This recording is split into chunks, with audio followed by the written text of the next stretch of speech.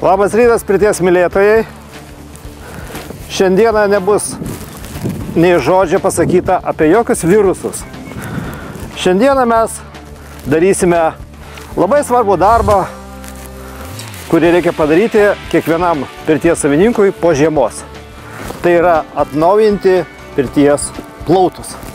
Štai guli tie plautai, kurie atidirbo visą žiemą, visą pavasarį ir nori reikalauja tiesiog, kad juos nušveistų. Nes pažiūrėkit, kiek įsigėrė čia dūmo, kiek įsigėrė prakaito, kiek įsigėrė vantų įvairiausių aromatų ir spalvų. Taigi, kas belieka, mums reikalingas prietaisas, kuris tiesiog padės mums atnaujinti, visiškai naują padaryti plautą.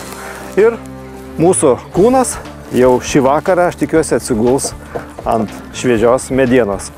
Pirmiausiai, turime plautą, kuris pagamintas iš afrikinio medžio apačiai. Pasirodo, tai yra minkštas medis, jis netraukia drėgmės ir kaip visi žinome, kad ant tokio medžio atsisėdus nekaista užpakalis, viskas labai gerai. Tai yra ne kietmedis, tai yra minkštas medis.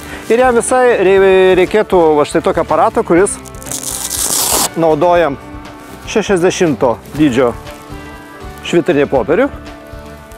Tiksliau, tai yra grubumo rodmuo. Pirmiausia, apie judesius, kuriuos darysime šlifuojant. Tai, aišku, yra labai įvairūs. Kadangi lenta yra išilginė, galima daryti išilginį šlifavimą. Galima tam tikrose vietose truputėlį spustelti, kadangi lentos yra truputėlį, aš matau, ir pasikraipusios nuo karščio ir nuo dėvėjimosi.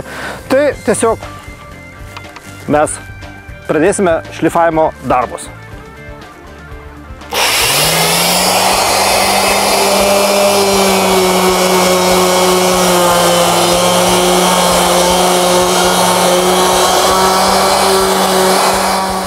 Ar jūs matote skirtumus?